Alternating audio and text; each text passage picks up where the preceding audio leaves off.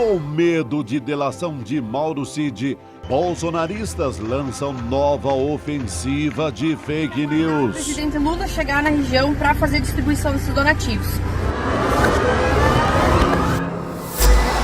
Governo pede investigação de mentiras sobre Lula no Rio Grande do Sul. Isso é crime. Isso é uma conduta de pessoas sem escrúpulos.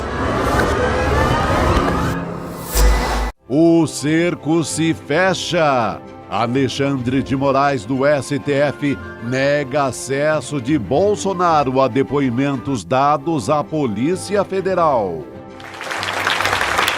E os comentários e análises de Guga Noblar, Pedro Barciela, do professor Castro Rocha e do advogado Bruno Salles. O ICL Notícias, segunda edição, está no ar.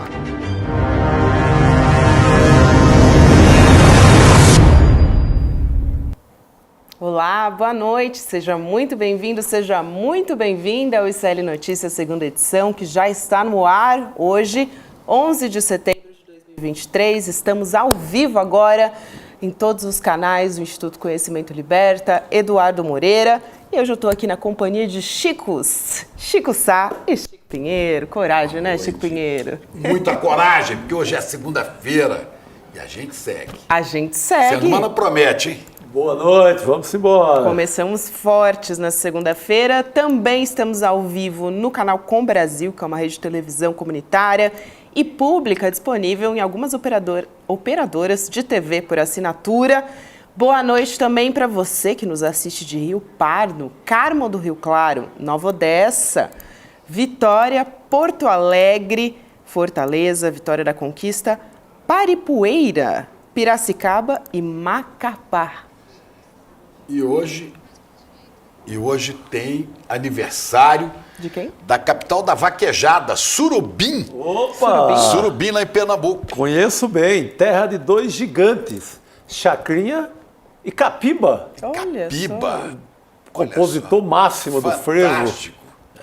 Pois é, Surubim.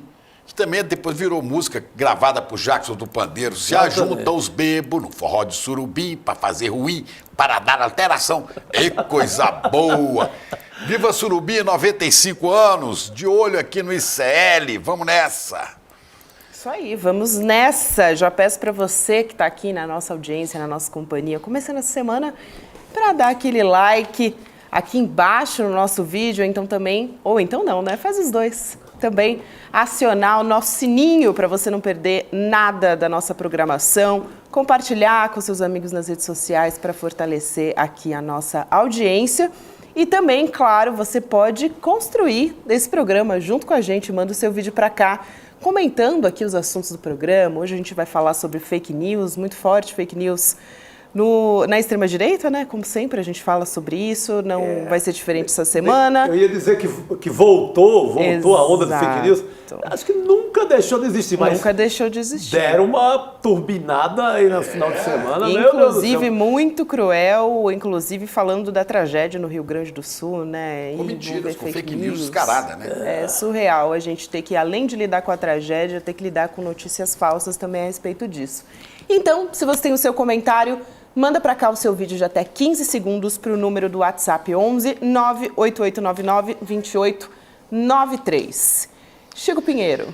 Curioso falar logo de fake news, porque foi ele, Jair Bolsonaro, que desde o começo do seu governo vivia repetindo uma frase tirada do Evangelho de São João. Conhecereis a verdade e a verdade vos libertará. Opa! A verdade vos libertará de quê? De fake news, de mentiras, de mortes. Aí, João capítulo 8, versículo 3 e 2 aí. Conhecereis a verdade vos libertará. Eu acho que é João 8,32. É 8,32. É isso, 3 e 2. É 8,32. Vai nos livrar, sim, das mentiras repetidas, né, ad nauseam por 4 anos, e agora repetidas até por um ex-colega meu de TV Globo, Alexandre Garcia, mentindo descaradamente, inventando mentiras, né? Vai nos livrar de quê? A verdade sobre, por exemplo, as vacinas, nos livraria das mortes e pode nos livrar de novas mortes. Né? A verdade e não o negacionismo climático nos livra de tragédias como essas que estamos vendo no Rio Grande do Sul. Na verdade, nos livra de terraplanismo, Jair, de armas distribuídas em massa como forma de segurança e que tantas mortes têm provocado. Jair, a verdade nos livra de você. E Mauro Cid vem aí trazendo verdades, até para livrar a própria cara. Quando o Mauro Cid ameaça, quando as coisas começam a ficar feias, Bolsonaro não depõe. Michele fica em silêncio. O advogado não diz nada e eles correm para onde, Chico? Olha, eles gostam do hospital, viu? Ele corre para um hospital, vira vítima, sofredora, num leito de hospital, com um monte de cirurgia. Agora vai ser cirurgia até o próximo ano. Até o Natal esse homem vai fazer cirurgia. Aí, ocorre e aí fica lá o pobre do filho, olha a vítima da facada. E depois a mulher dele, a dona Michele, né, aquela da Mijóias, foge para os templos. Se enrolam na bandeira do Brasil e falam um monte de asneira, né? Eles vão se silenciando. Olha, vamos ver se a gente ouve ela falando. Vamos lá. Tem áudio? A bandeira do Brasil caiu no chão, porque é tão vivo, é tão forte. Mas, amados, a gente não pode perder a esperança. Nossa esperança está em Cristo Jesus. Eles vão nos atacar. O Senhor não nos prometeu que seria fácil. O Senhor falou que nós seríamos perseguidos. Todos aqueles que tivessem Cristo como Senhor e Salvador seriam perseguidos. E nós estamos sendo perseguidos e injustiçados. Mas eu sei em quem eu tenho crido. Tudo, Pai, tudo está no controle do Senhor. O Senhor não perdeu nada. O Senhor é vitorioso na guerra, o Senhor é vitorioso na batalha. Somos apenas soldados do Senhor aqui nesta terra, neste tempo, Senhor. Nos ajuda a ouvir a tua voz, nos ajuda a parar os nossos olhos espirituais, nos corrija, Senhor. Senhor, nos ajuda, Senhor, tira as amarras, tira, Senhor, todos os dardos e tomados, todas as setas que venham nos destruir, nos desanimar. Senhor, nós declaramos que essa tua. Não adianta isso. Sabe, é o seguinte, Senhor, tira as amarras, eu digo, Senhor, põe as algemas. E o senhor que eu me refiro é Alexandre de Moraes, Supremo Tribunal Federal, tudo dentro do devido processo legal. Porque assim, na hora que a coisa aperta, né, ela corre para um templo qualquer, desses malafaias da vida, né, e grava vídeo como esse. Eles vão nos atacar. O Senhor não nos prometeu que seria fácil. O Senhor falou que seríamos perseguidos. Todos aqueles que tivessem Cristo como Senhor e Salvador, nós estamos sendo perseguidos e injustiçados. Pois eu respondo a ela, porque para nós o Senhor falou outra coisa.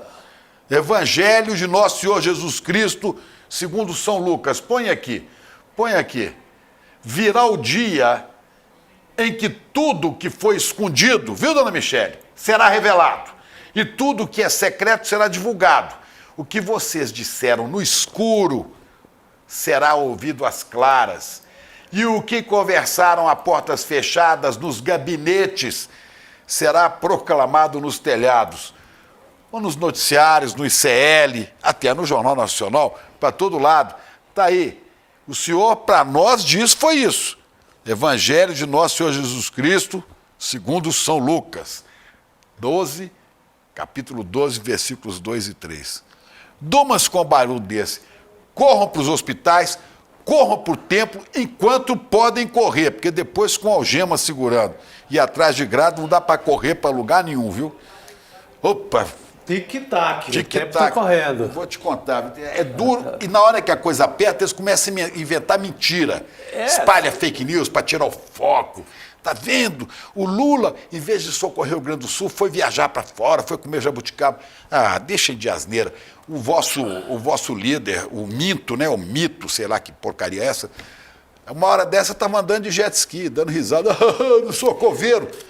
Ora, deixa de ser imbecis, né? Exatamente. Eu lembro daquela tragédia também climática na Bahia e o Bolsonaro andando de jet ski na Baixada Santista. Pois é. Na maior fusarca do mundo. Olha, Empatia muito grande, né? esse barulho para e não demora muito, hein? Não é? A gente começou com... Dá até um certo enjoo, né? Dá um certo asco, sabe? Uma náusea ver essa mulher lamuriando, mentindo, metendo Deus no meio da safadeza deles, né? Nessa hora eles apelam, né, para Deus, para Cristo. Poxa. Deus, pátria, família Deus, pátria, família. Suruba? Mas aí é outro personagem. Mas é a mesma O coisa. personagem é outro, mas a esculhambação continua sendo a mesma. A esculhambação é a mesma. Vamos chamar o Guga para essa conversa, gente? Por favor. O Guga que já vai segundar aqui junto com a gente. Guga, boa noite para você. Boa noite para esse trio maravilhoso, para essa audiência maravilhosa. Boa segunda-feira para todos nós. Ai, Boa noite, Guga. Estamos nessa grande expectativa, então, com a delação, né? O que vai sair dessa delação de Mauro Cid. E, olha, a pressão está muito grande. Polícia Federal está na fase das diligências. E também a gente teve para colocar mais lenha ou mais molho, né? Ou mais lenha nessa fogueira ou mais molho aí. O presidente Lula falando a respeito disso na Índia, onde ele participou do G20.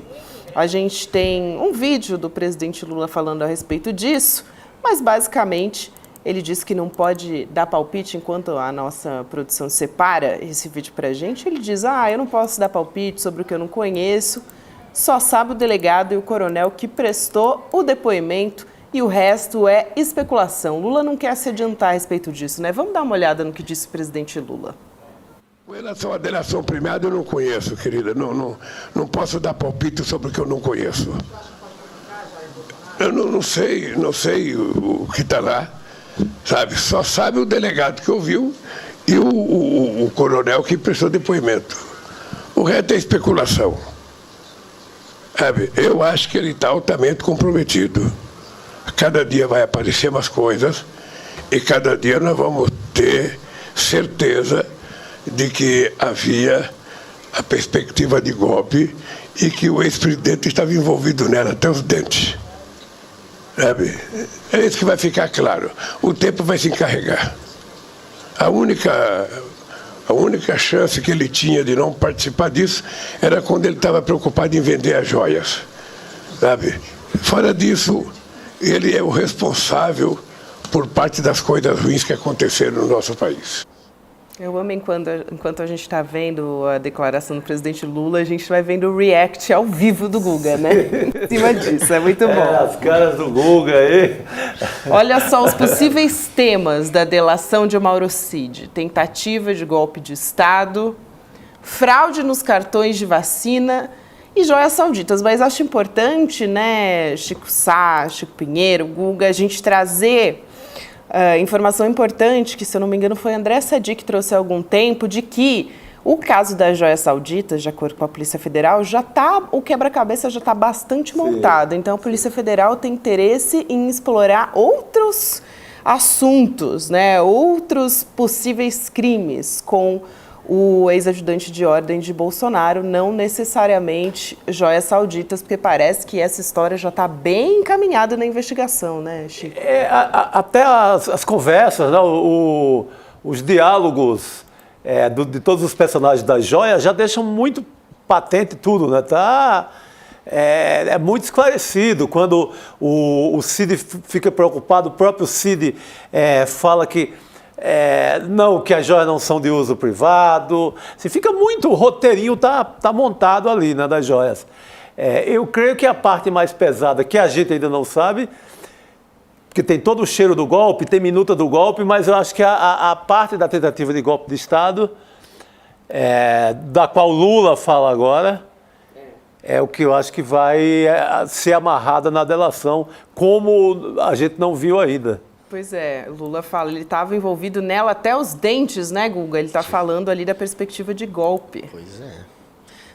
até os dentes metido no golpe e, de fato, é mais difícil deixar rastros nesta questão do golpe do que na tentativa de vender joias para colocar em cash no bolso de Jair Bolsonaro, já que tem foto, tem leilão, tem recibo, tem conversa de telefone. Mas no caso do golpe também, eles também deixaram provas, eles também deixaram recibo, entre aspas, eles também deixaram a digital do entorno do Bolsonaro nessa. Eles precisam agora ligar de fato o Bolsonaro com essa tramóia que já está captada do entorno dele, tramando o golpe de Estado, pensando em minuta de golpe, tentando criar um roteiro para o golpe, algum argumento jurídico para sustentar o que seria um golpe de Estado. Já há, portanto, conversas, mensagens que indicam isso tudo do entorno do Bolsonaro. O que falta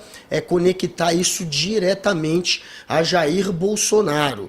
Então, Mauro Cid, ele pode fazer esse papel. A turma do Bolsonaro, ele diz que o que o Mauro Cid pode fazer com relação a isso é ligá-lo ao hacker. Mas que o Mauro Cid, no momento em que o hacker estava ali conversando com o Bolsonaro, o Mauro Cid estaria numa certa distância que não permitiria que ele tivesse escutado toda a conversa. Então o Bolsonaro acredita que talvez o Mauro Cid não tenha tanto assim para ligá-lo de fato ao golpe, apesar de ser óbvio que o interessado maior do golpe e o cara que, o mentor, verdade, o maior mentor, né, o chefe do golpe é óbvio que é o maior interessado, que é o Jair Bolsonaro. Então precisa dessa ligação.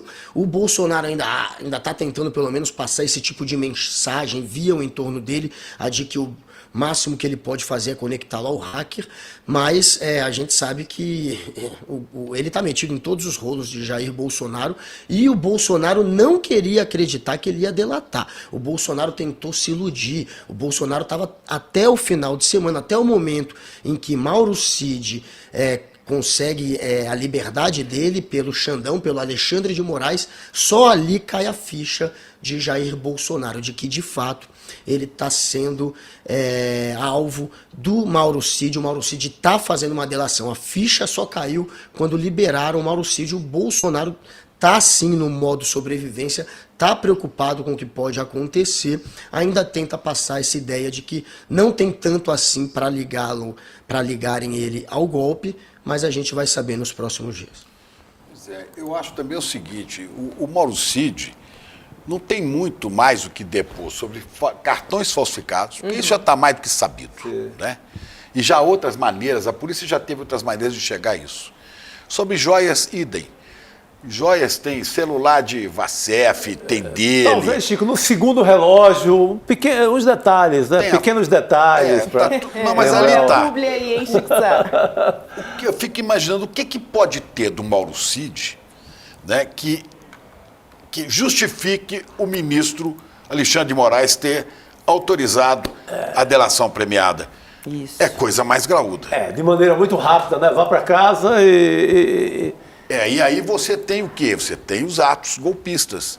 Quer dizer, podemos com isso, Mauro Cid está revelando o que há com atos golpistas. Certo. E é curioso porque nesse momento se levanta o Procurador-Geral da República, Augusto Aras, né, indignado na autorização para delação premiada, prerrogativa do Ministério Público Federal, desconhecendo o acordo do Supremo que já autorizava a Polícia Federal a fazer esse acordo, desde que o juiz assim autorizasse, não é?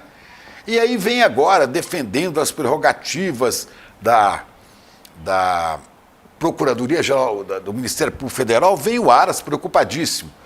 Me deixa uma dúvida, pode ser que ele esteja preocupado mesmo com o valor da instituição que ele preside, que ele é o Procurador-Geral. Agora ele também parece estar assustado. Assustado com o quê? Será que o nome dele aparece na delação do Cid, né, como parceiro de Bolsonaro, tem algum ato ilícito, criminoso? Será que Bolsonaro o recebeu fora de agenda, tramando alguma coisa? Enfim, Augusto Aras, será que está com medo de alguma coisa? Com medo de quê, doutor Aras? Eles se reuniram fora da agenda, de fato isso aconteceu, com a Lindora também teve reunião do Bolsonaro, que é braço direito do Augusto Aras. Então, talvez tenha alguma coisa mais escusa a explicar, alguma ligação talvez que possa também constrangê-lo entre ele e o bolsonarismo. Agora, de fato, quem está traçando o roteiro da defesa do Jair Bolsonaro é o Augusto Aras. Tanto quando ele disse que o foro para julgá-lo não é o STF, que deveria ser a primeira instância, a Justiça Federal de Guarulhos, onde apreenderam as joias lá, a Receita Federal, aquelas joias que foram apreendidas. Tanto ali, quando ele fala isso, quando ela, a Lindora, dá um parecer sobre isso e eles vão para essa linha, é uma defesa agora de Jair Bolsonaro, contestar o foro, tentar levar para a primeira instância para anular a prova. É a única saída do Bolsonaro para não perder esse processo, é sair do STF e anular a prova. Então ele deu o roteiro da estratégia e, mais uma vez, ele dá o roteiro da estratégia agora, querendo dizer que a delação não poderia ser firmada pela Polícia Federal. A gente sabe que há precedente na Justiça para isso, e a PGR, a Procuradoria, não perde a força que tinha. Cabe à PGR também fazer a delação, além da Polícia Federal. Cabem aos dois. O que não cabe é esse papelão de poste do Jair Bolsonaro o tempo inteiro procurando uma defesa jurídica e dando o roteiro da defesa para Jair Bolsonaro mais uma vez. Tem uma outra coisa interessante que é a delação do Cid, uma coluna do Marcelo Godoy, estou falando aqui de um jornalista do Estadão. Delação de Cid pode fazer Bolsonaro ser expulso do Exército e deixar de ser capitão reformado. Então, ele que 35 anos depois de se safar da declaração de indignidade para o oficialato, o ex-presidente Bolsonaro poderia perder medalhas, aposentadoria de capitão reformado, que passaria a ser paga à mulher, né, a esposa, Michele Bolsonaro. Então, mais um viúvo vivo, né? Mais um viúvo vivo. Ele seria mais um viúvo vivo. Isso porque não ouviram lá atrás... da ditadura, o general Geisel, que dizia, esse homem é um mau soldado, esse Bolsonaro é um mau soldado, já advertia. Quando o Bolsonaro fazia aqueles croquis de ameaça, ele se safa de um julgamento, num julgamento do Tribunal Militar, ele acaba se safando de uma condenação, porque ele armou um plano terrorista para explodir o sistema de abastecimento d'água do Rio de Janeiro. O propósito era reivindicar... O dia do Touro do Guandu, que abastece de água quase todo o Rio. E essas coisas de gente demente como é Bolsonaro. Então escapou, mas agora pode pegar de novo. E aí ele teria que devolver as condecorações que ele recebeu, né? Aquele monte de medalha, mas o salário vai ser garantido, o Michele vai receber, aí... Qualquer coisa ele pede um Pix. Não vai faltar idiota que vai dar Pix para Bolsonaro. Dá para pedir Pix. Você viu aquele bolsonarista que foi mandar queria mandar um Pix de R$14, mandou de 14 mil. 14 mil. Era 140. Era 140 reais. Perdão, 140. Virou 14 mil, coitado. Bolsonaro, devolve pelo menos esse, Bolsonaro. Você tem mais de 17 milhões que você está aí recebendo desde a eleição. O Bolsonaro passou a receber Pix, gente, desde a eleição. Na época da eleição já teve Pix suspeito também. Pix no valor bem baixo, de centavos, o que sugeria que era um Pix para criar um número maior de pessoas e dificultar uma investigação. Já teve na época da eleição, ele está recebendo desde a eleição. E aí ele tem esses 17 milhões agora, que parte da imprensa está traduzindo, como o COAF tentou traduzir no início, como se fosse provavelmente fruto da campanha de Pix. Mas uma parte desse dinheiro, boa parte desse dinheiro, como eu disse, está vindo desde a eleição. Não veio a partir da campanha, que foi entre junho e julho. A campanha começou só em junho. Essa grana está entrando desde o ano passado. Boa parte desses 17 milhões entrou entre janeiro, essa conta dos 17 é de janeiro até o momento da conta que o COAF fez. Então, só essa conta já abraça um período muito superior à campanha que ele de fato fez. Então, tem que investigar esse dinheiro aí, viu? A título de curiosidade, porque tem algumas pessoas perguntando qual que é a aposentadoria de capitão reformado, né? É de R$ 12.307, valor recebido em junho, de acordo aqui com a reportagem do Estadão. Ah, mas tem a de deputado, tem a de ex-presidente. Também e do tem partido, né? Tem do PL. Tem o salário do PL, que é... Salário Tem, do PL. quando descobrimos mesmo, né, o tanto de joias e de presentes, tudo isso que foi vendido e que rende, né? Não, é o senhor, Tem a rachadinha. sem a menor dúvida, milionário, né, nessa altura. É um senhor O milionário. Eduardo Moreira já disse várias vezes aqui no ICL 1 na manhã, né? Ele falou assim, não tenho dúvida nenhuma, todas as contas que eu já fiz, Bolsonaro passa de 1 bilhão. Ah, com Ele certeza. e os filhos, Ele, né? a família, são muitos imóveis, é muita coisa que esses caras adquiriram. Cento Alguém e tantos escreveu. imóveis. Diga. Alguém escreveu, ó, Pix, esses 14 mil, algum leitor, o Sérgio Silva, ele escreveu no chat, pode ser dinheiro lavado, ele está colocando. E de fato, também tem esse problema de algumas doações que foram feitas em determinado valor por pessoas físicas, depois o valor que apareceu na conta foi muito superior. Então há suspeita dele estar usando doadores legalizados, que de fato doaram, e usando os dados para colocar ainda mais dinheiro. Então, de fato, o leitor aqui levantou uma hipótese bem plausível, porque há essa suspeita sim. Então, nesse caso, não tem devolução, né? Porque o cara foi apenas laranja, né? Nessa hipótese, Então, o cara... tem que ver se saiu do dinheiro dele, se saiu da conta dele mesmo os 14 mil, então de fato ele errou. Agora, se não saiu, só é o número que está no nome dele, e aconteceu isso, como eu disse, de pessoas doarem um valor e o valor que apareceu na doação ser maior, não saindo, obviamente, da conta dele, é sinal de que foi lavado. Tem outra... Pode falar, Chico. Não, é um show de suspeita, né? Não, onde se virar. Eu estava dando uma olhada aqui, né, também, que o advogado César Bittencourt falou a respeito desses novos depoimentos para a Polícia Federal que o Mauro Cid vai prestar. Só para a gente lembrar, ele já falou por mais de 10 horas, né? Então tem muita coisa. E como a gente já disse, a gente já tem quase que todo o quebra-cabeça das joias montado, então tem várias outras investigações que estão aí em curso. Ele falou, o César Bittencourt, a Andréa Sadi, jornalista da Globo News, ele disse o seguinte, não se trata de incriminar A ou B. Ele vai contar todos os fatos que viveu com Bolsonaro que lhe perguntarem. E mais, ele disse, você lembra do senhorzinho Malta? Então, era assim, vai lá e resolve. Ele fazia o que mandavam. Tô certo ou tô errado? Muito bom. Relojão, é um Rolexão. Rolex, Malta. E o que me leva a crer que seja muito quente essa delação é esse ato de soltura por parte do ministro Xandão. Quando ele solta o Cid, gente, a PF não havia feito sequer diligência. Se ele soltou, é porque é muito quente a parada. Porque ele já disse tudo que queria, que precisava ser dito. Eu só vou soltar se eu estou satisfeito. Agora é só ajustar alguns detalhes. Exatamente. Não é? Que a PF está fazendo algumas diligências agora, mas quando eu assino o alvará de soltura do tenente-coronel Cid, né, Guga? Eu tenho convicção, certeza e tudo mais de que eu tenho o que eu quero. Ele já me falou, o Sabiá cantou o que eu quero. Ele vai colaborar, Chico.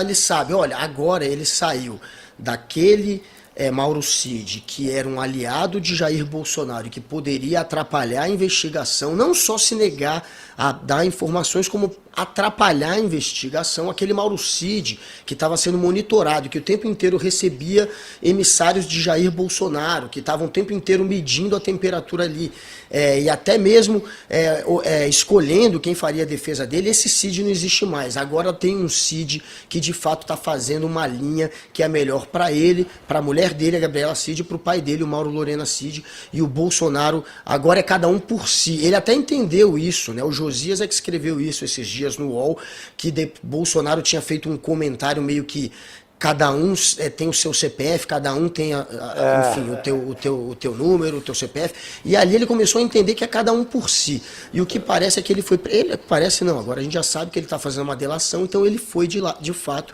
para o cada um por si. Ele agora não é mais alguém que faz parte do entorno do bolsonarismo. Então é assim que o Alexandre está vendo. Ele não é mais uma ameaça para a investigação, ele não é mais alguém que pode obstruir, muito pelo contrário, é alguém disposto a passar tudo que a polícia perguntar. Não necessariamente ele já passou, mas ele já passou muita coisa Sim, ele sinalizou muita coisa, sim, e ele vai passar, ele vai apresentar.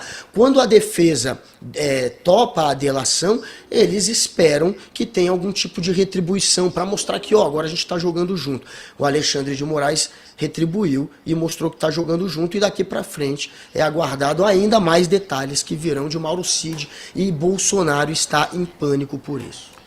Tá em pânico. Quer falar, Chico? Porque tem mais um detalhe aí. Se você vendo todo o contexto, você entende.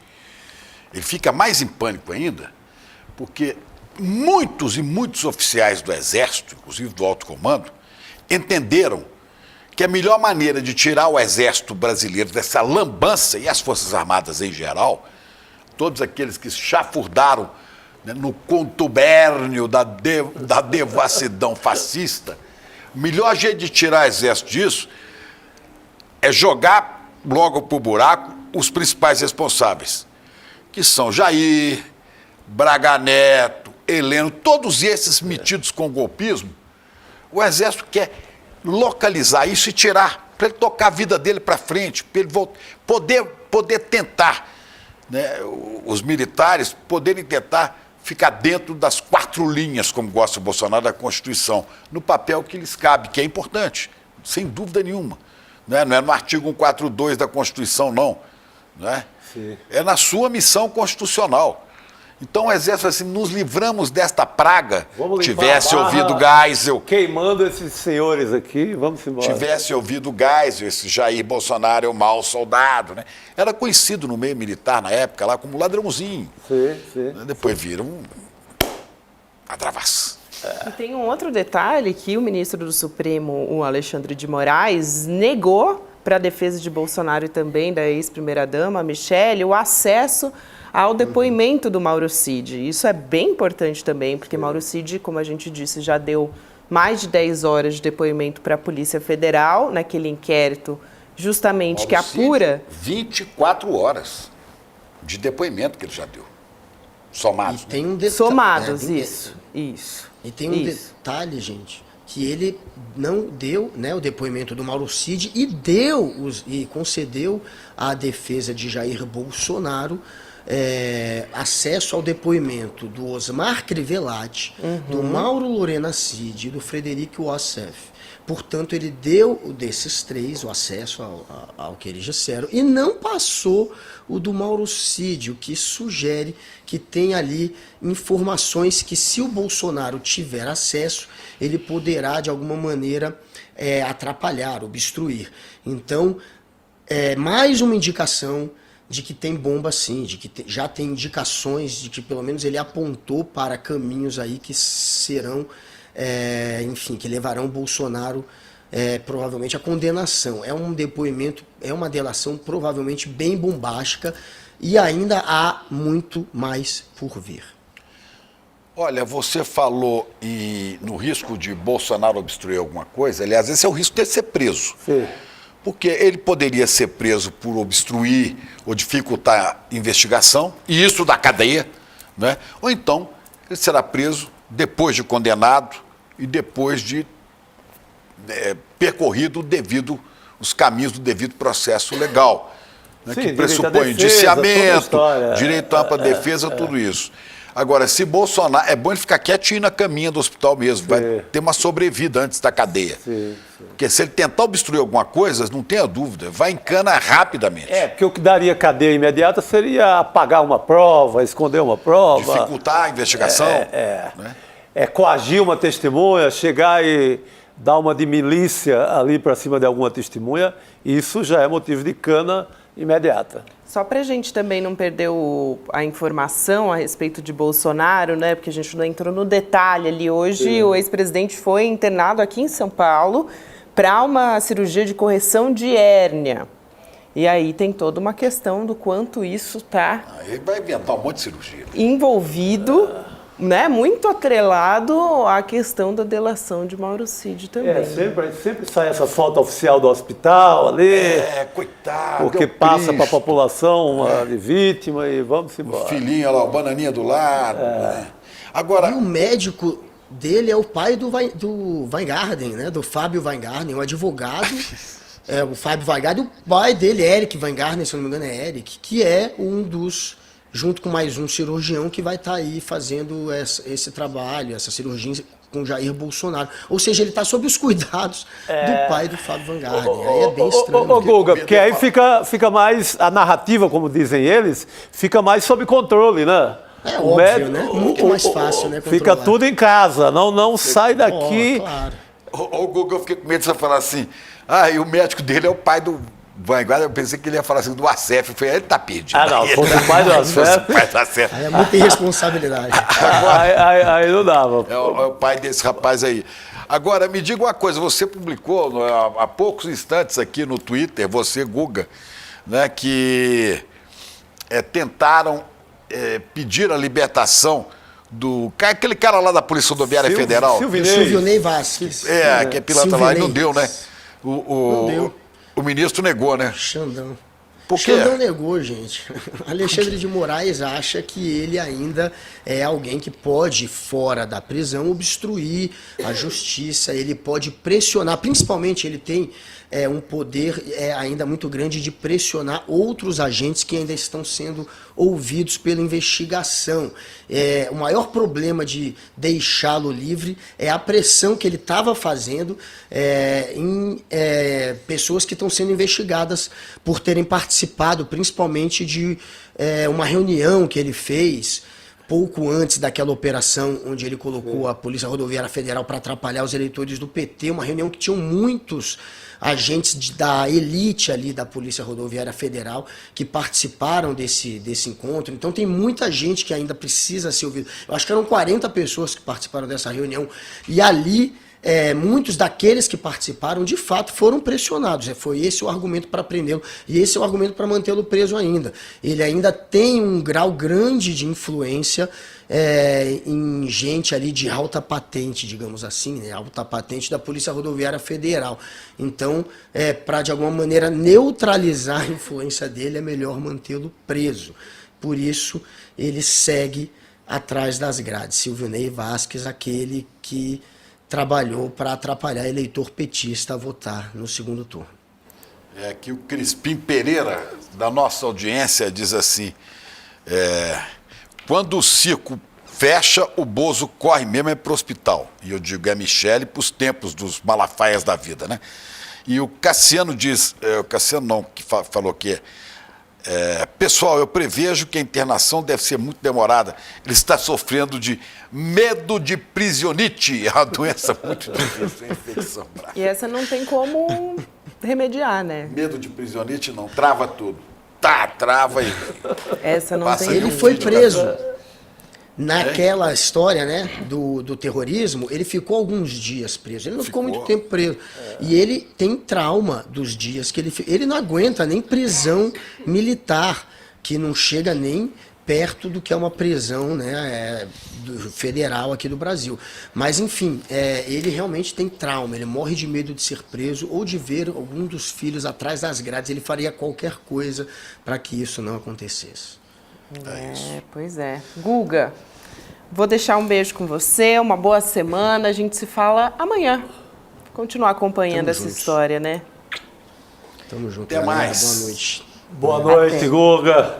Até mais. Muita gente comentando aqui. André Ramos, estou pessimista em relação à prisão de Bolsonaro e com a nossa justiça. Paulo Levati, o problema é que o Cid só vai responder somente o que lhe for perguntado.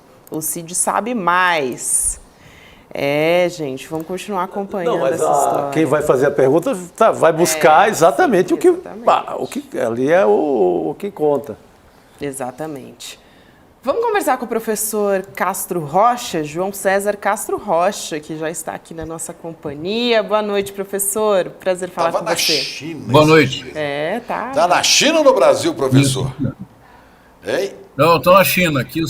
Aqui na China são agora 5h40 da manhã. Bom dia! Caramba! Bom dia, professor! Acordamos o professor, hein? Muito cedo. Que honra, hein, professor? Uma alegria Olha conversar só. com vocês. Muito bom. A gente vai continuar falando sobre essa história da delação de Mauro Cid, mas tem uma coisa que está muito atrelada a essa história, que à medida que as investigações estão avançando e também esse acordo a respeito de delação, também está avançando a divulgação de fake news, né, professor, pela extrema-direita. Teve um impacto bastante considerável nas redes sociais, as informações falsas que foram espalhadas. A gente pincelou rapidinho no início do programa essa história sobre as chuvas que atingiram o Rio Grande do Sul. E olha só, tem essa de uma pessoa que se apresenta como Samara, presidente de uma UPA, ou seja, de uma unidade de saúde, de Sarandi, de Lajeado, no Rio Grande do Sul. E ela gravou um vídeo falando a respeito dessa história do Rio Grande do Sul. Vamos colocar esse vídeo para a gente entender e poder discutir toda essa história. Boa. Pessoal, aqui é a Samara, presidente da UPA de Sarandi. Estamos aqui em Lajeado fazendo apoio à PAMA e às ONGs aqui da região para fazer recolhimento dos donativos de ração que estão sendo trazidas para a região. E chegamos agora no centro de distribuição de Lajeado e recebemos a informação de que não vai ser liberado alimentos para serem feito a doação, esse trabalho que os voluntários estão fazendo, porque eles têm que aguardar o presidente Lula chegar em Lajeado para fazer foto e vídeo e publicação em cima das doações. Então, assim, o que é a política, né? O pessoal está aqui, as pessoas se voluntariando, ONGs ajudando, o pessoal se mobilizando de cidades de todo o Rio Grande do Sul e fora do estado para a região do Vale do Taquari. E as doações não estão sendo liberadas para serem distribuídas para a população, para os animais e para as pessoas que estão precisando, porque tem que aguardar o presidente Lula chegar na região para fazer a distribuição desses donativos. Então, só para, a gente vai passar essa informação, que seja divulgada aí para o pessoal, para a gente ver como que funcionam as coisas. As pessoas passando fome, passando necessidade e estão esperando vir fazer politicagem em cima da tragédia alheia. Então, só para repassar a informação para vocês. Passou a informação Na maior falsa. cara de pau fala, recebi uma informação, dando um ar De quem? Fontes, ela dá um ar de solenidade. Acabei de receber uma informação. O professor conhece esse método, não é, professor? É impressionante, Chico. E vale a pena ver com cuidado, analisar com cuidado. E depois a repercussão. Eu até fiz um post mostrando essa repercussão. Vamos lá. Olha, primeira coisa importante. Ela principia lançando mão do argumento de autoridade. Eu sou o presidente da UPA de Sarandi. Agora, veja, Gabriela, nós até falamos sobre isso naquele seu podcast. UPA, da qual é presidente, na verdade não é essa unidade de pronto atendimento. É uma unidade de proteção aos animais. Mas quando ela fala UPA... Não seria o IPA? Quando ela fala UPA...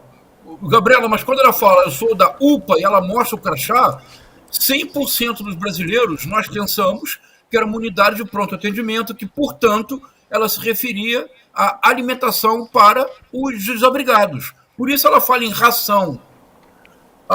Segundo ponto, ela e o Chico foi na mosca. Como a extrema-direita sempre faz, sempre a extrema-direita não existe sem o cometimento constante de crimes.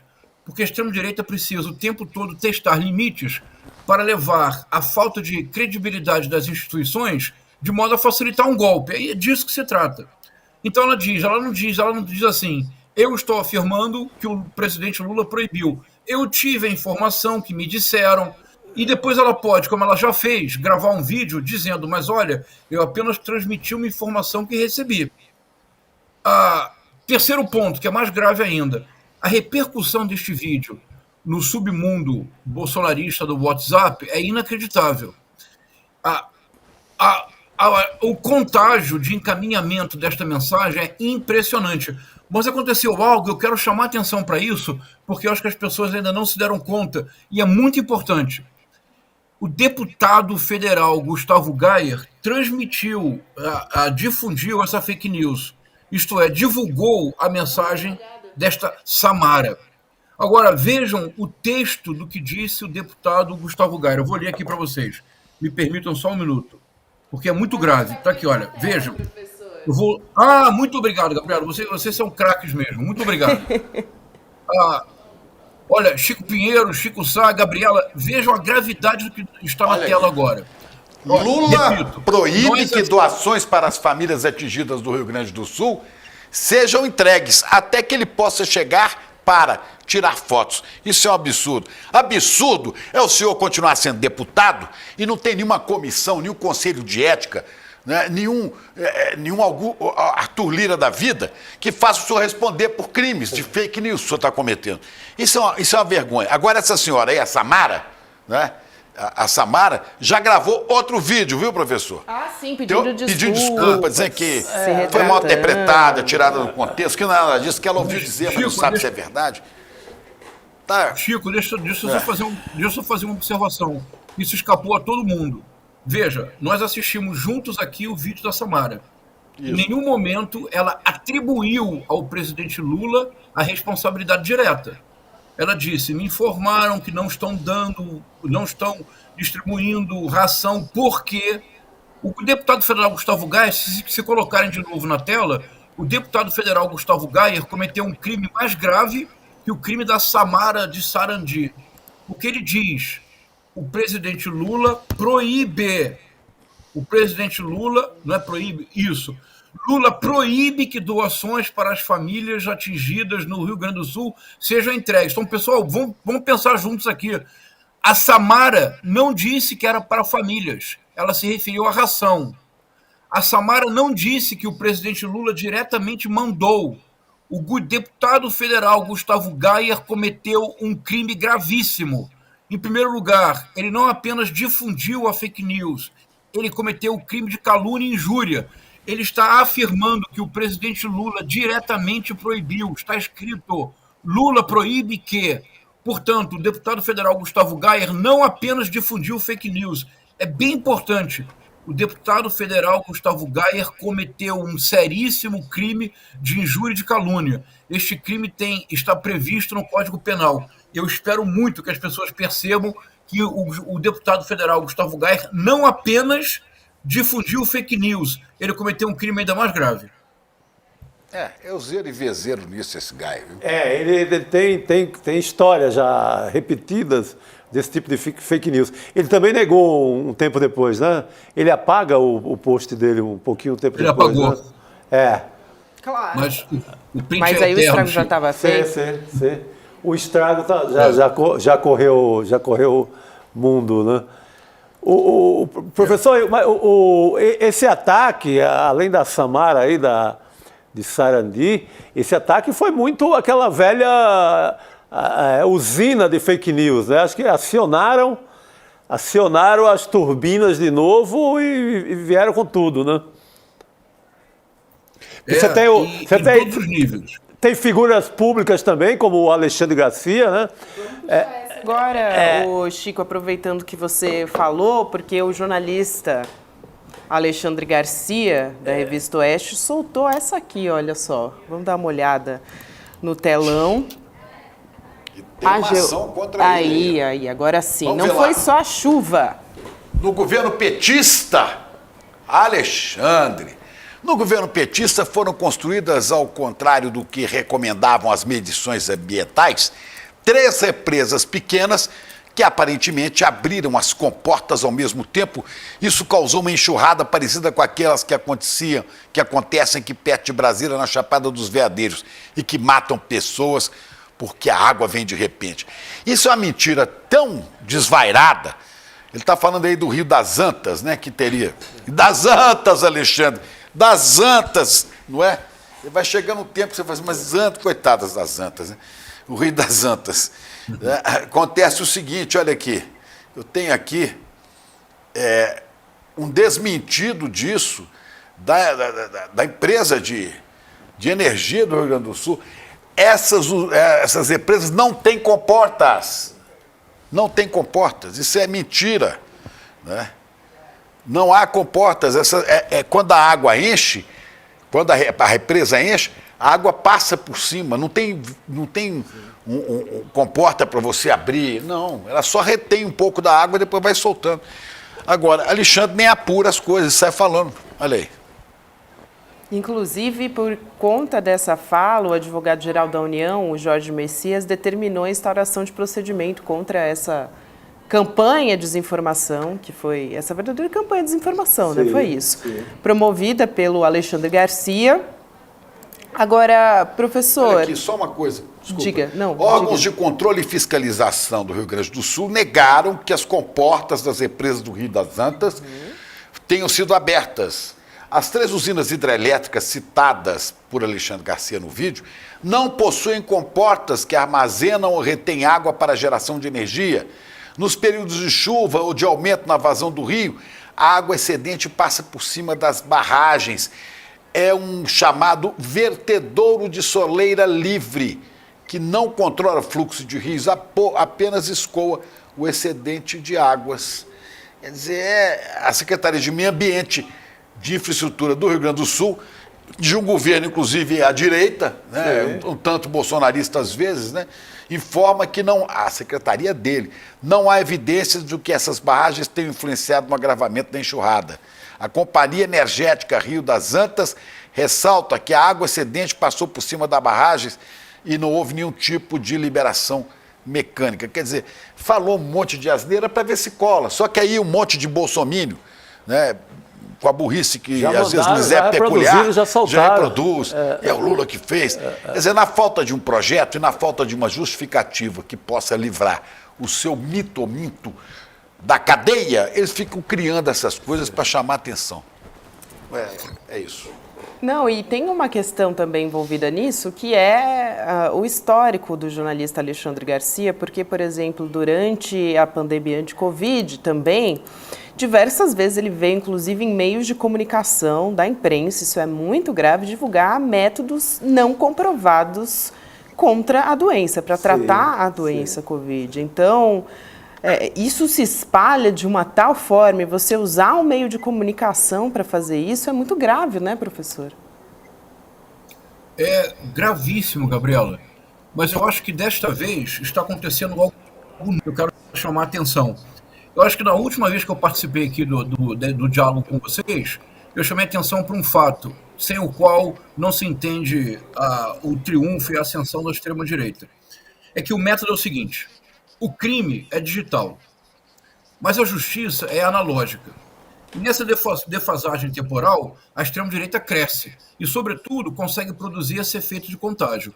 Por exemplo, nessa fake news da Samara, da UPA, um general reformado, Paulo Chagas, reproduziu exatamente o mesmo crime do deputado federal Gustavo Gayer. O general Paulo Chagas disse que Lula mandou interromper a distribuição de alimentação.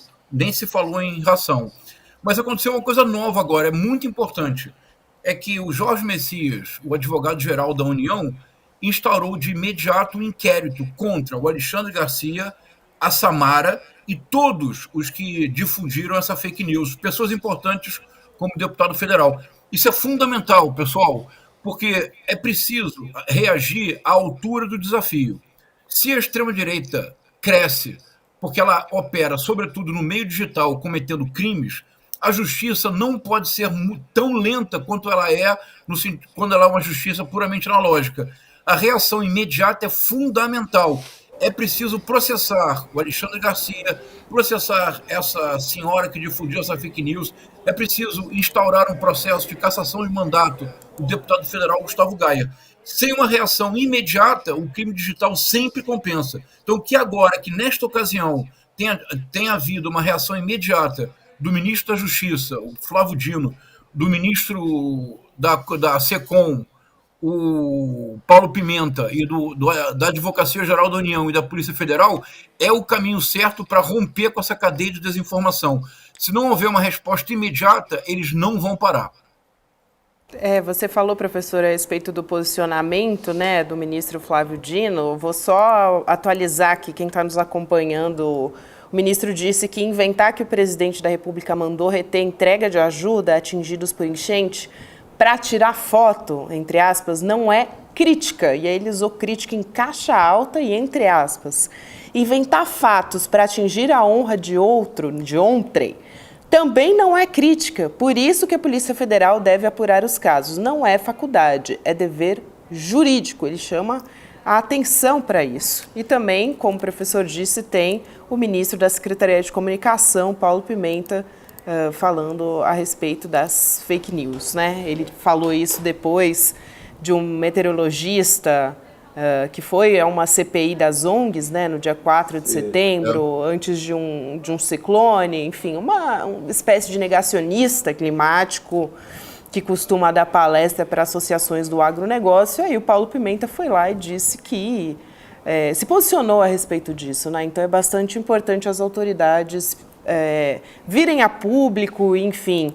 E também isso deve ser investigado, porque isso não pode ficar por isso mesmo, né? Porque depois que a notícia já se espalhou... Sim. Agora, quando se fala em fake news, é preciso que a gente entenda também de onde vem quem. Né? Embora parecia em determinado momento que tinha se regenerado um pouco, não se esqueçam. Nosso colega de profissão, Alexandre Garcia, era porta-voz de quem?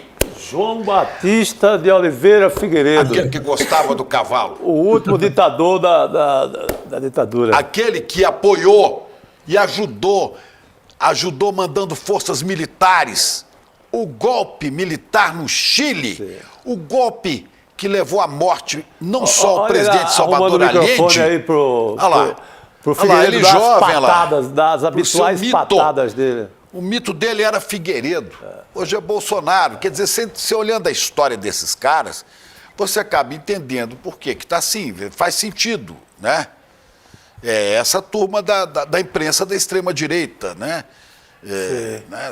Mas essa marcação, como o professor Castro Rocha falou, essa marcação agora de não deixar folgar nessa criação de fake news, você já tem lá uma ação imediata de AGU, Ministério da Justiça, Polícia Federal, e isso não vai frear, acho que não vai conter de um dia para a noite toda a usina de fake news, mas é uma providência mais do que necessária, né, professor? Isso talvez amedronte. É indispensável. Não, isso mesmo, Chico, é para amedrontar mesmo. Sem esse tipo de providência, a extrema-direita no mundo inteiro triunfa, não tem opção. E tem uma coisa importante também que não podemos esquecer, é que o Alexandre Garcia, quando faz essa fake news realmente absurda, e eu não sabia o que o Chico Pinheiro disse, não somente a ideia de que um governo poderia abrir comportas para inundar uma população é algo criminoso, mas neste caso sequer era possível, porque não há as comportas para serem abertas, ou seja, é um absurdo completo. Agora, a razão pela qual o Alexandre Garcia, esta Samara, Gustavo Gaia, a razão pela qual eles fazem isso é porque a extrema-direita também é um modelo de negócio. Veja, hoje no Brasil, e por isso que há essa radicalização constante, hoje no Brasil existe um público potencial consumidor de fake news de 58 milhões de pessoas. São os órfãos da profecia fracassada da reeleição do Bolsonaro. Pessoal, há países na Europa que não possuem 58 milhões de pessoas. Então, quando essas pessoas fazem essas fake news, na verdade o que acontece, elas têm uma visualização extraordinária no YouTube, monetiza, e na verdade, essa retórica do ódio é uma máquina de produzir dinheiro. Então é preciso, de um lado, a responsabilização criminal, de outro lado, nós precisamos criar mecanismo para desmonetizar as redes de ódio. Quem difunde fake news não... E veja, isso já está na lei. Você difundir notícias falsas numa situação de calamidade pública é um crime ainda mais grave. Quer dizer, o que já é crime, que é calúnia e injúria, a pena é agravada pela circunstância da calamidade pública. Então, de um lado, é isso mesmo, Chico, tem que a AGU e a Polícia Federal precisam investigar e, se for o caso, processar. Ao mesmo tempo, nós precisamos pensar em mecanismos para desmonetizar essas pessoas. Elas fazem isso não apenas porque não têm caráter, não apenas porque se radicalizaram politicamente. É um modelo de negócio que está atrás de um público órfão de 58 milhões de pessoas. E um público consumidor a cada dia mais órfão, porque não somente as narrativas fracassam, a narrativa que se tentava da CPMI do 8 de janeiro virou um tiro no pé. A CPI do MST acabou de maneira ridícula, com o relator tornando-se, como a brilhante deputada federal Samia Bonfim, num réu lator. Todas as narrativas, a máquina de narrativas da extrema-direita está literalmente fracassando. O que eles precisam fazer? Agora, as fake news serão a cada dia mais absurdas. Por isso, A novidade deste instante, em que Polícia Federal e AGU se mobilizaram, é muito importante este momento que estamos vivendo. Assim como o Brasil, no mundo inteiro, foi o local no qual a extrema-direita mais rapidamente se enraizou e mais rapidamente produziu esse espetáculo grotesco de 40 mil pessoas durante 60 dias diante de quartéis pedindo ditadura, o Brasil pode se tornar um modelo para o mundo de reação às fake news, à máquina de desinformação da extrema-direita. É o que eu espero. Isso seria lindo, né? Seria, se a gente começasse a mostrar que pode sim combater fake news, seria um baita exemplo para o mundo todo. Tomara que aconteça. Para quem quiser ver, está aqui, ó, a matéria, até uma agência de verificação ligada ao Estadão mostrou o que são essas barragens, se alguém quiser ver. Né? Tá. Estadão verifica. Estadão verifica. Temos o print aí.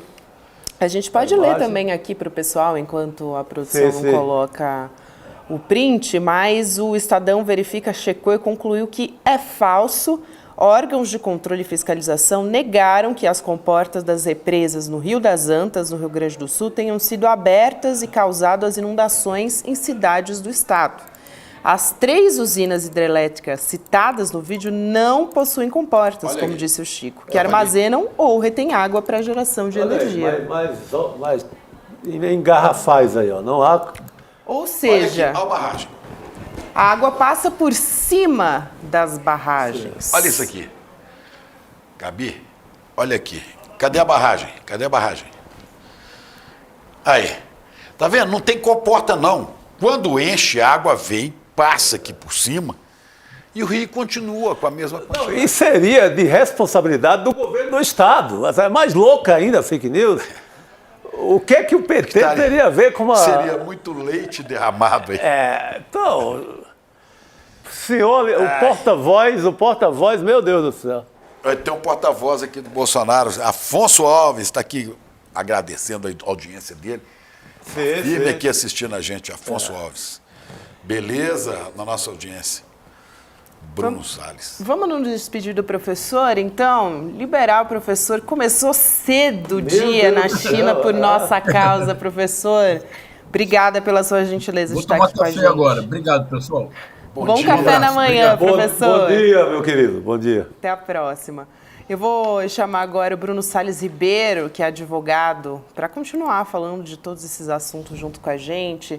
A gente falou sobre o Ministério Público estar contestando a delação de Mauro Cid na Polícia Federal, por exemplo. O chefe da PGR, o Augusto Aras, né, como a gente já disse, escreveu hoje na rede social que a PGR não aceita delações conduzidas pela Polícia Federal. Foi o que ele publicou no Twitter dele, hoje o X, né? O X-Twitter do Augusto Aras. A PGR, portanto, não aceita delações conduzidas pela Polícia Federal. Aí, de acordo com a Folha de São Paulo, os advogados de Bolsonaro e da primeira-dama, da ex-primeira-dama Michele, vão contestar essa delação com base no argumento de Aras. Então, deixa eu dar boa noite para o doutor Bruno e já começar perguntando, doutor, cabe esse argumento de Augusto Aras e pode funcionar para a defesa da família Bolsonaro? Boa noite mais uma vez. A gente está sem som, acho que ele deve estar mutado aí, Bruno. Doutor, se puder liberar clássico, o áudio. Né? Agora clássico, sim, clássico. Aqui Clássico é sempre no assim. começo de entrevista. Boa noite a todas e todos que estão nos assistindo, o pessoal que está aí. Vamos lá. Uma delação, segundo a lei, e aqui é muito importante a gente fazer sempre essa divisão, que hoje em dia no Brasil é muito importante. O que diz a lei e o que diz o STF, o STJ e outros tribunais. O que diz a lei?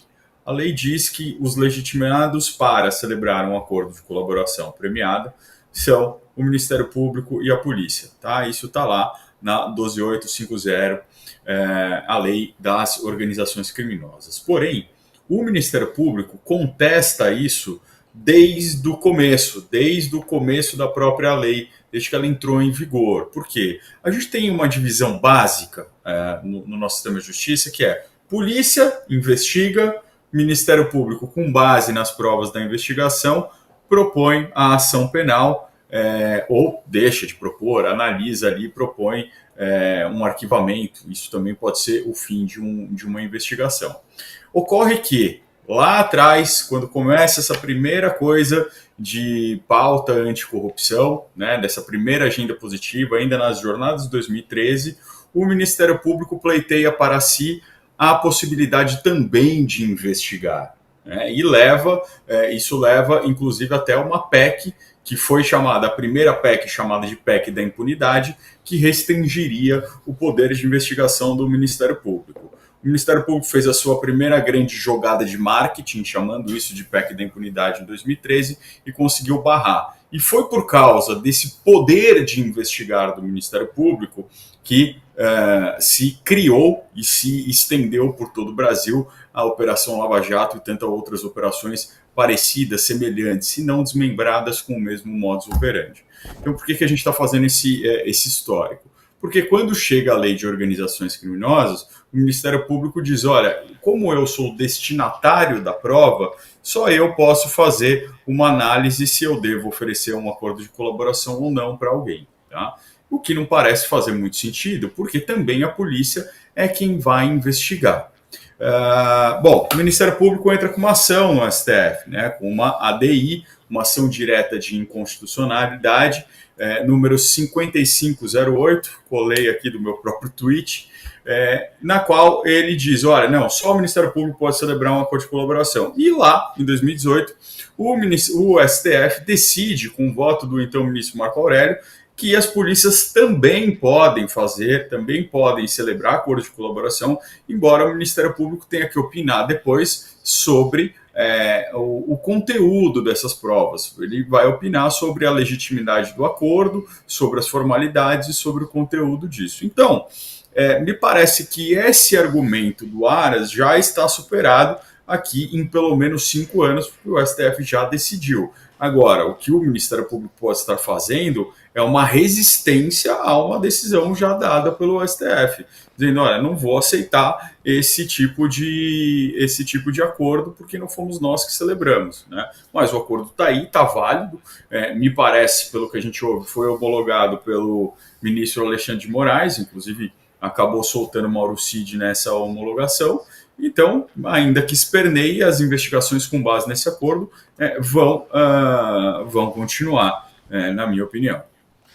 Professor, só uma especulação, o senhor acha que existe alguma possibilidade do nome de Augusto Aras aparecer numa delação de Mauro Cid como frequentador do palácio ou, eventualmente, como de alguma maneira participante de alguma ação ilícita, criminosa de Bolsonaro? Existe alguma possibilidade disso ter acontecido?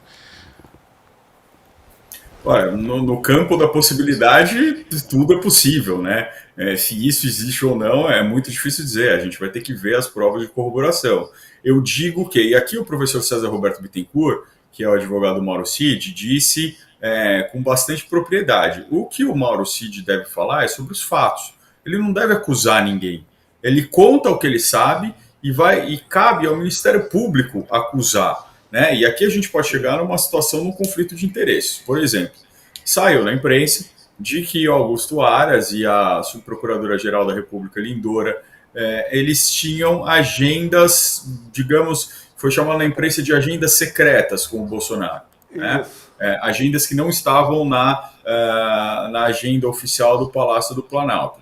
O Mauro Cid, muito provavelmente, como ele é organizador dessa agenda, digamos assim, paralela, deve falar sobre isso.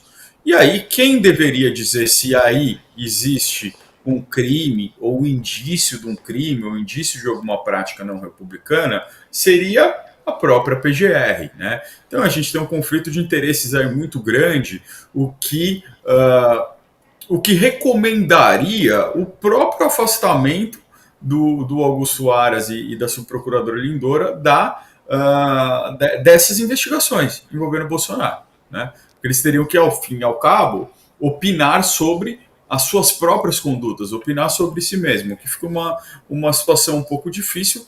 Por outro lado, o termo do mandato do Augusto Aras está chegando ao fim. Então, provavelmente, outro Procurador-Geral da República irá analisar esses fatos. E aí, claro, com muito mais isenção, muito mais equidistância. Pois é, agora só para completar isso, né? A delação, para ter um valor como atenuante de pena, diz que o delator tem que apontar alguém que esteja acima dele. Bom, Bolsonaro certamente está acima, hierarquicamente, tudo acima de Mauro Cid. Além de estar lastreado em provas, Eu continuo na minha tese. Augusto Aras é um nome acima de Mauro Cid? Olha, a lei propriamente dita, essa é uma coisa interessante, né? Muita gente falava que tinha que estar acima, você tem que falar sobre os líderes da organização, mas na verdade é uma lei, a delação, a colaboração premiada está na lei de organizações criminosas, e um dos objetivos principais desse instituto é identificar outros partícipes e corréus de práticas delituosas e identificar a estrutura hierárquica, e não necessariamente para cima ou para baixo. Agora, se o Augusto Aras está para cima ou para baixo, ou na maioria das investigações da Polícia Federal, a gente veria núcleos. Eles diriam, olha, tem o núcleo do Poder Executivo, o núcleo do Palácio do Planalto, o núcleo do Ministério Público, o núcleo daqui, o núcleo dali. Não necessariamente está acima ou abaixo, às vezes está em outro núcleo, em outro lugar, mas com um certo orquestramento disso tudo, né? Então, para que, de fato, como o Chico colocou, para que tenha efetividade a colaboração, você precisa, de fato, ter o depoimento do Mauro Cid, que ajude a contextualizar essas provas. Ele não precisa necessariamente apresentar provas novas, ele pode pegar as provas que já foram amealhadas pela Polícia Federal em busca e apreensão, em quebra de sigilo telemático, em quebra de sigilo bancário, e contextualizar aquilo tudo e revelar, assim, uma estrutura hierárquica, mostrar como aconteceu aquilo tudo. Porque nessa altura do campeonato, sinceramente, o Cid, a não ser que ele escondeu muito bem alguma coisa, ele não deve ter alguma prova nova. Ele já sofreu 7 busca e apreensões, não sei se foram 7, mas pelo menos 2 ou 3 eu tenho certeza. Já reviraram as redes, os celulares dele. Então o que ele pode fazer agora é contextualizar tudo isso e ajudar os investigadores a traçar os rumos dessa teia criminosa que foi desenvolvida aí durante o governo Jair Messias Bolsonaro. Chico Sá? Bruno, dá para notar que o Augusto Aras, ele se baseia muito na tese dele na questão da Lava Jato, nas delações feitas durante a Lava Jato. Você vê alguma semelhança ou isso é apenas um argumento agora pró-Bolsonaro a essa altura? Olha, eu acho que a gente tem um problema aqui, porque a colaboração que foi entabulada pela Polícia Federal, a mais famosa delas foi a relacionada ao ex-ministro da Fazenda, Antônio Palocci. Isso aconteceu lá em 2018, às vésperas das eleições, e todo mundo deve lembrar isso. Teve um impacto significativo para as eleições, porque o juiz Sérgio Moro ele acaba revelando o conteúdo dessa colaboração, que nunca foi para frente, né? Nunca foi para frente por efeitos jurídicos, mas teve efeitos nefastos nas eleições. Com certeza influenciou e ajudou o ex-presidente Jair Messias Bolsonaro a ganhar aquelas eleições. Sim. Mas qual é o problema disso? Até então, até 2018, a gente não tinha delações feitas pela Polícia Federal. Por quê? Porque o Ministério Público dizia que não iria aceitar. Quando o STF diz, olha, não, a polícia pode fazer a colaboração também, a primeira que aparece é a do Palocci. E é uma colaboração que não é que se escolheu fazer com o Ministério Público ou a polícia. Aquela era o contrário. A própria Força Tarefa de Curitiba, o próprio Ministério Público Federal de Curitiba, então Deltan e companhia, olharam para aquilo e falaram, olha, cara, assim, isso é tão inverossímil, tem tão pouca prova, que nem a gente vai aceitar isso. Para vocês terem uma ideia, se o próprio Deltan não aceitou, e companhia, é porque a coisa devia estar muito, muito pobre, e depois a gente viu, né? A delação do Palocci era, assim, com todo respeito, era uma piada, né? Era um monte de conjecturas ali, um monte de apontando o dedo para todo mundo, que depois ele mesmo faz uma meia-culpa, sei lá. E a outra colaboração que é feita pela polícia é com Antony Garotinho, uma coisa muito esquisita também, porque aí tinha aquela coisa do Bretas com aquele outro advogado, e as coisas ali que eram meio combinadas, então não dá para a gente comparar nada disso, do que está acontecendo, em termos de colaboração, com a Lava Jato. É claro que, enfim, tem outras coisas nesse processo que sim, né, que lembram muito a Lava Jato. Na minha opinião, e vários juristas estão dizendo isso, é essa super competência do Supremo, né, uma competência quase infinita, que tudo acaba indo para lá. Mas aí a gente tem a questão, a gente vai para uma discussão muito mais profunda sobre o próprio inquérito de contempt of the court, que foi instaurado ali por determinação do presidente da época, então Dias Toffoli, que nomeou Alexandre de Moraes, outros subinquéritos que vieram disso, e de fatos que sim, de alguma forma, a Polícia Federal coloca isso, estão de alguma forma interligados. Mas essa competência absoluta do STF é algo que incomoda. Mas o STF está ratificando isso até agora também, então não dá para a gente dizer que está sendo feito à margem da lei, como era em Curitiba. Tem uma notícia importante aqui a respeito de Lula, eu quero aproveitar a presença do Dr. Bruno aqui para tirar uma dúvida, mas antes eu só queria citar aqui que o jornal o Globo publicou agora há pouco uma notinha a respeito de Mauro Cid circulando por Brasília, depois de fechar a delação com a Polícia Federal, e disse que está tudo tranquilo. Foi o que disse o ex-ajudante de ordens de Bolsonaro, que estava preso por isso. Virou notícia agora, deixando a residência dele circulando por Brasília. Nessa tarde, obviamente, não quis comentar essa história da delação, porque é uma investigação que está em andamento, então não vai se comprometer dando grandes declarações. Agora, doutor Bruno, a respeito de uma fala do presidente Lula, né?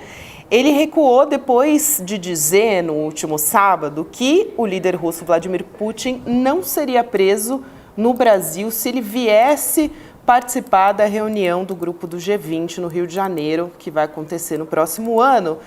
E Lula foi questionado se o Brasil vai desrespeitar o Tratado do Tribunal Penal Internacional. O Brasil é signatário do Tratado do TPI, ao não prender Putin, né, numa situação hipotética, obviamente, que a gente está falando, numa eventual presença dele aqui no país.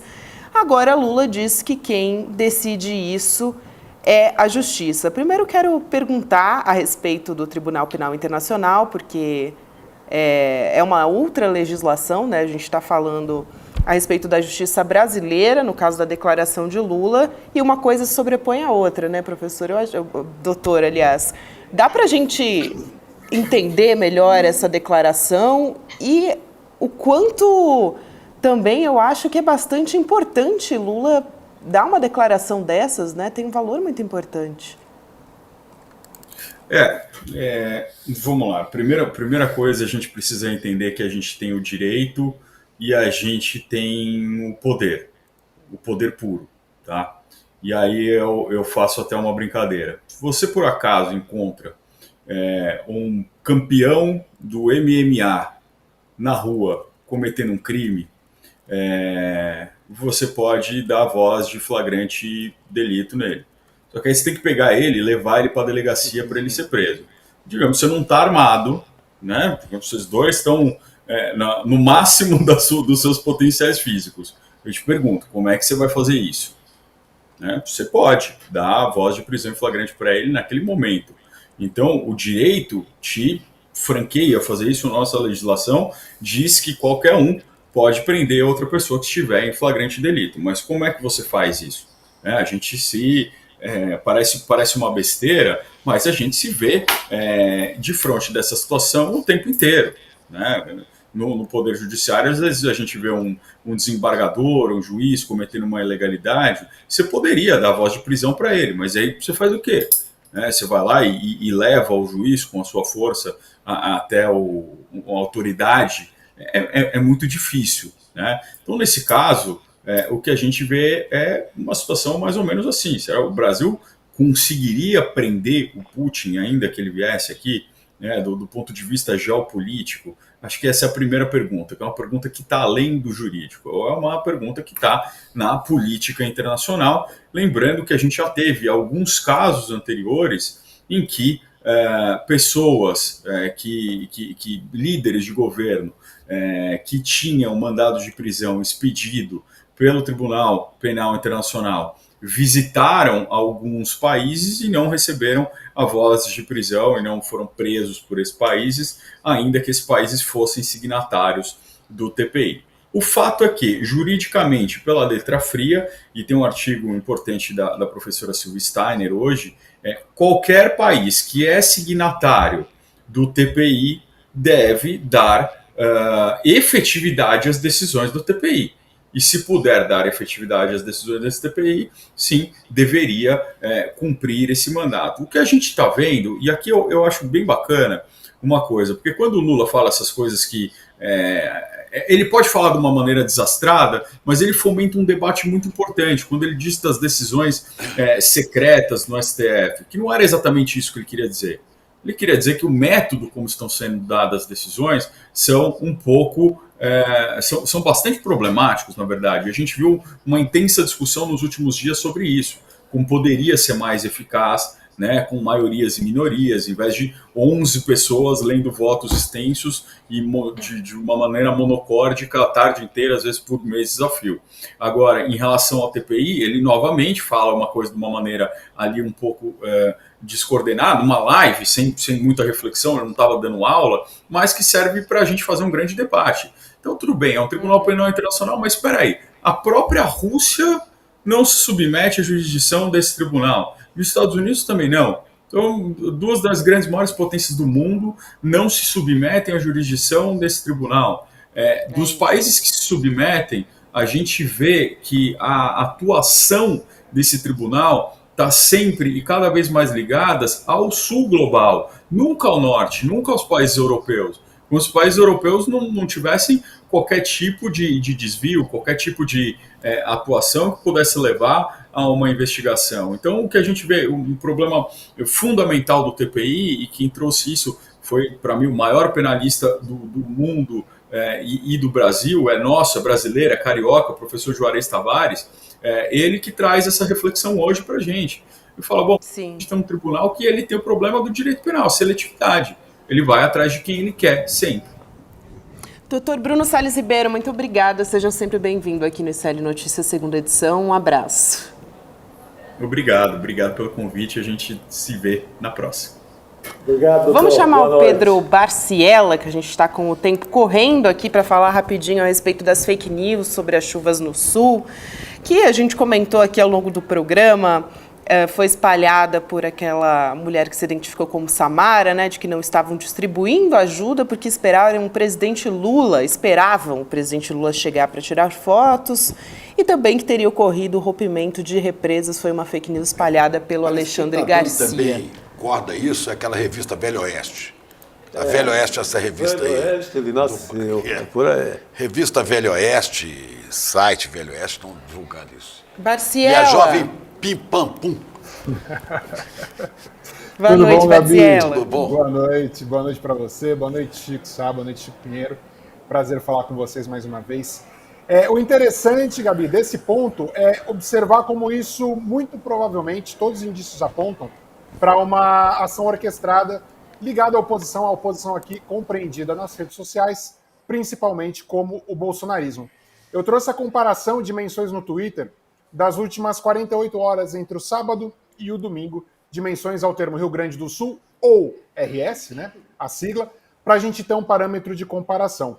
Pensando aqui que foi provavelmente o principal desastre natural do Brasil aí durante talvez a última semana, a gente vai observar um movimento de menções no sábado que, comum a todos os temas que são trend, que são pauta nas redes sociais, ele vai atingir um pico ali durante o período da manhã, ele vai chegar ainda com algum engajamento no início da tarde, mas depois esse volume vai arrefecer. E a gente observa isso ali no primeiro intervalo do sábado, no dia 9/9, com as menções ao Rio Grande do Sul. Porém, no dia de ontem, no domingo, a gente vai observar um movimento muito atípico para dizer o mínimo, que é o pico de menções a esse tema ele vai ser registrado depois das 10h30, entre 10h30 e entre 11h30 da noite de um domingo, né? É um movimento ainda mais estranho, por ser num período onde, por padrão, esses temas não recebem esse engajamento, esse volume de interações, esse volume de menções. E quando eu fui observar o porquê desse volume de menções, a gente se deparou com um absurdo volume de menções, não apenas dessa pessoa que você citou e do portal que o Chico também citou, mas diversos outros perfis falsos que estavam ou então escondidos ali, né, por meio de alguma imagem que não permitisse a identificação, mas que estavam disseminando uma série de fake news, não apenas ligadas aqui à suposta notícia de que Lula estaria impedindo a distribuição de conteúdos que foram doados, né, mas também aquela outra babaquice que o Alexandre falou, ligando o PT ao rompimento de barreiras essas que, pelo jeito, como foram divulgadas hoje, sequer existiam. Então, houve sim um movimento. É muito importante todas essas declarações e mobilizações que aparentemente o governo federal e o judiciário tomaram para que isso seja coibido, porque de fato representa ali um perigo para a saúde das pessoas, né? E volto aqui, não é algo orgânico, não é algo que aconteceu porque Alexandre ou outros perfis e páginas divulgaram. É algo feito com o objetivo de tumultuar e tentar, trazendo um tema que tem um impacto nacional tão grande, atingir o governo federal e o presidente Lula nesse cenário. Exatamente. Pedro Barciela, muito obrigada. Um beijo para você, boa semana. Até uma próxima. Até a próxima, Gabi. Prazer falar com vocês. Prazer falar também. Pedro Barciela aqui comentando com a gente a repercussão nas redes sociais. E a gente fala também sobre os 50 anos da morte de Salvador Allende e também o golpe militar no Chile, que começou ali, né, deu início à ditadura chilena, que durou 17 anos. Inclusive, esse foi um tema, hoje eu gravei essa conversa para o Em Detalhes de amanhã, o videocast em detalhes que vai ao ar às 10h30, com a Mila Burns, para falar a respeito disso. A Burns, que é a nossa colega aqui do ICL, destaca muito da América historiadora, Latina, está presente num filme extraordinário do Camilo Tavares, que hoje estava na TV, no Canal Brasil, né, da TV fechada, que é exatamente isso, o Grande Irmão, o dia que durou 21 anos, capítulo 2, que mostra como que o Brasil ajudou os Estados Unidos a dar esse golpe no Chile, com participação dos ditadores Garrastazu Médici, João Batista Figueiredo, né?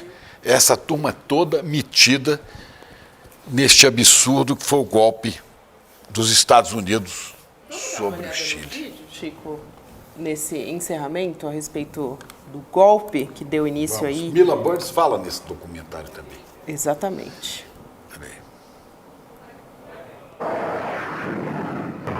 Parece cena de filme, mas é vida real e aconteceu há 50 anos, em 11 de setembro de 1973, no Chile.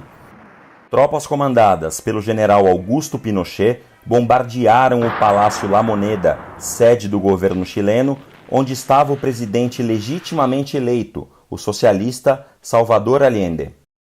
Em algumas horas, Allende foi encontrado morto em seu gabinete e o governo eleito foi derrubado. O golpe foi registrado pelas câmeras de TV. São as 10:15. Há 25 minutos que começou o baleo e o fogo se mantém incessantemente. Pinochet comandou uma ditadura sangrenta que durou 17 anos. Mais de 40 mil pessoas foram torturadas em seu regime.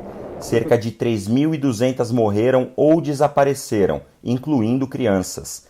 Bebês foram arrancados das famílias, sequestrados por agentes da ditadura chilena. Pinochet ficou no poder até 1990.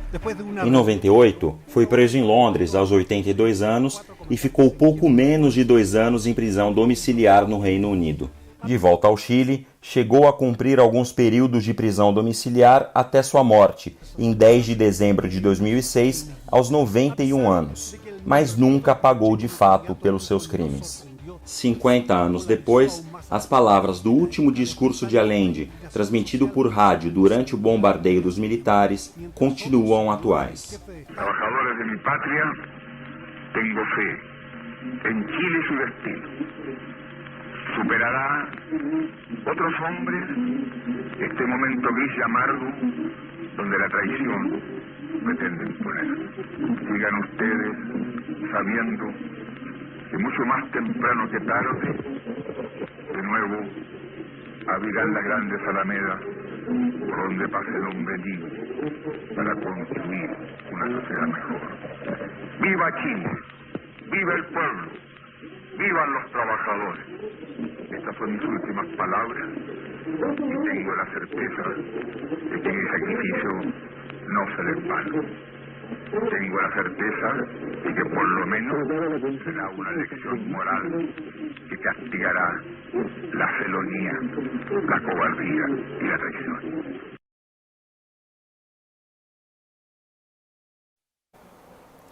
É um capítulo difícil na nossa história, de toda a nossa história, né? América Latina, o Chile teve, né, nesse dia 11 de setembro, um dos episódios mais sangrentos, talvez, da ditadura aqui da América Latina. Então, amanhã vou reforçar o convite para quem puder nos assistir às 10h30 da manhã com a Mila Burns, que é pesquisadora também desse tema, Bacana. trouxe toda a repercussão de como foi o dia de hoje, de quais são as consequências, como a imagem dos militares afetou tudo isso, todo esse processo. E também, claro, faço o reforço de que já bem cedinho, 6 horas da manhã, já fica disponível em podcast, então você pode já ouvir assim que acorda. Vamos para o sinapse? No Estádio Nacional do Chile, em Santiago, onde vários foram assassinados e torturados, resta uma frase lá, né? Um pueblo sin memória é um pueblo sin futuro. É preciso ter a memória, e a memória da participação do Brasil nesta vergonha sangrenta do Chile. Aqui em São Paulo, Chico, existe uma rua, Gabi, com o nome de Rua Embaixador Câmara Canto. Este Câmara Canto é uma figura nefasta, já morreu, né? Que Deus o tenha, jamais o traga de volta. Esse cara era embaixador do Chile, conspirou com Pinochet pelo golpe e com os americanos, e quando brasileiros que estavam no Chile recorriam à embaixada pedindo asilo, porque os militares chilenos tinham tomado o poder, ele os recebia e os encaminhava ao Fleury, outro energúmeno que já morreu, para que fossem mortos ou torturadas. Existe uma rua em São Paulo, no bairro do Piqueri. Atenção, paulista, atenção, vereadores de São Paulo, tira o nome dessa figura nefasta para que seja esquecido, né? Embaixador Câmara Canto, esta vergonha que nasceu no Uruguai, se naturalizou brasileiro e foi embaixador brasileiro lá, no Chile. Isso aí. Então, gente, dou boa noite a vocês dois, Chico Pinheiro, Chico Sá, porque agora a gente vai ficar na companhia da Robertinha Garcia e do César Calejão, que vão entrevistar o Leandro Assis, ele que faz sucesso com os quadrinhos nas redes sociais, entrevista interessantíssima que você acompanha a partir de agora. Só permanecer no link. Também agradeço a você que esteve aqui na nossa companhia até agora, você pelo nosso canal do YouTube, também pela audiência do canal Com Brasil. Um beijo, até amanhã, que a semana está só começando. Até mais, gente. Olá, eu sou André Campedelli, professor do curso de Economia Básica do ICL. Estou aqui para te convidar para fazer esse curso que vai te ensinar os princípios básicos da economia. Tudo o que você precisa saber sobre macroeconomia, sobre microeconomia e os principais conceitos econômicos. Então venho aqui te convidar para você não ficar mais fora desse assunto tão importante para entendermos a realidade e a política brasileira. Então, eu te espero lá no curso. Vamos fazer juntos. Um abraço e até a próxima. Eu sou o professor Ângelo Battistini Marques, do curso de Instalações Elétricas Residenciais. Sabe aquele pequeno reparo no interruptor que você tem que fazer na sua casa? Ou um eletrodoméstico novo que você comprou e que de repente não cabe na tomada, você precisa fazer um pequeno ajuste naquilo ali? O curso de Instalações Elétricas é para isso, para você ser hábil a fazer pequenos reparos na sua casa, ou mesmo, se precisar contratar um profissional da área, um técnico, para fazer esses reparos, você vai poder entender o que ele está dizendo. conceitos de como que se ligam os equipamentos elétricos residenciais, do que é potência, do que é energia. Tudo isso é abordado dentro desse curso de instalações elétricas residenciais.